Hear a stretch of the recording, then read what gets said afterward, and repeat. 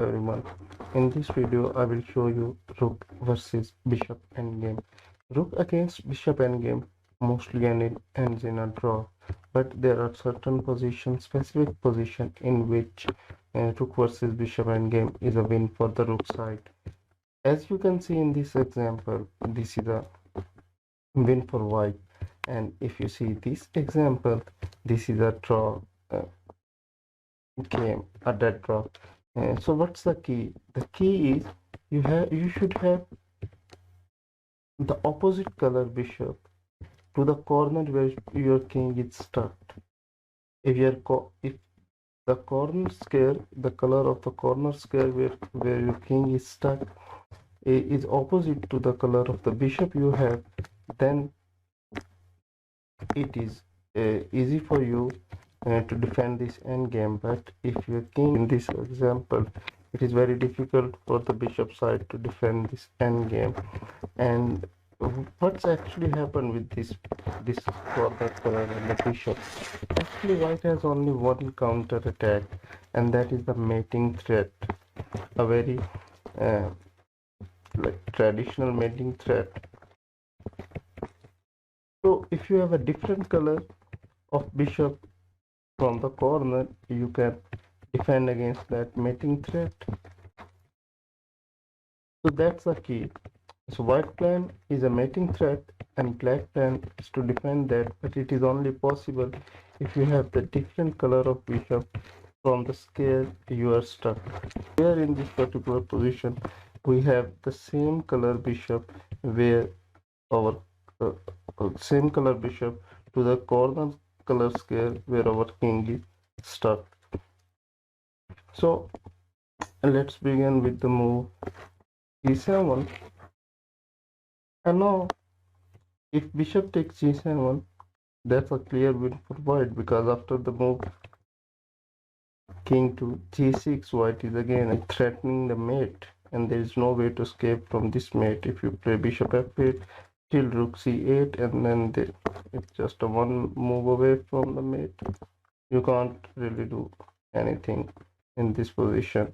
So instead of taking on g7, as you know, king g6 is a win, and with this mating threat, instead of taking on g7, white played the move king to h7, and now white can play a very sharp move here, king to e6, and the idea is again giving black an opportunity to take here on g7, and let's see what can possibly happen after taking on g7. Here in this position, white can play king to f7, again another sharp move, preparing for a mating net, and then you can try for a mate from any of the rank. So bishop takes g7, king f7. Now what options black have? Bishop to d2, and now with king rook to c4, threatening you are threatening a mate. Bishop to f2 in order to save this mate. Rook to c8, rook to c2, again the same plan. Bishop to g3, that's obvious. Rook to c3 again, and now this time there's no way for the bishop to escape, and it's a win. And let's see another variation in this particular problem. King to f7, and now as you see, bishop d4 is a losing move. So instead of bishop d4, black can try king to h6. Now rook c6 check, black can't go far from his bishop, because then whatever he do, that's a clear win. So instead of making this blunder, it is obvious that black will come back. And now again the same issue.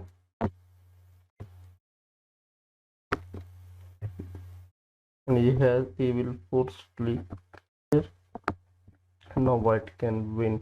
So we have now we know that bishop takes g7 will never work.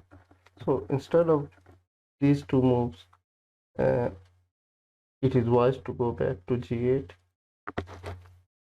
And now white can play another very sharp move, king to f5, again preparing for king g6, king to h7, now rook f7. Now look at to f7, bishop takes g7. There was another move, bishop to c3, but then this is a very nice combination, and there is no way to escape from this mating net. Bishop to a7, and if you play this move here, then you have to face the same consequences. It's just a matter of time. Okay, so let's go back to this position to rook f7.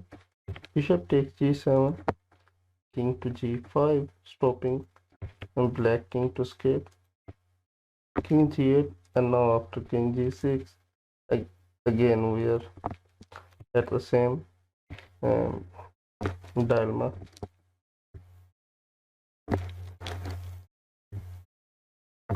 So that was all about rook versus bishop.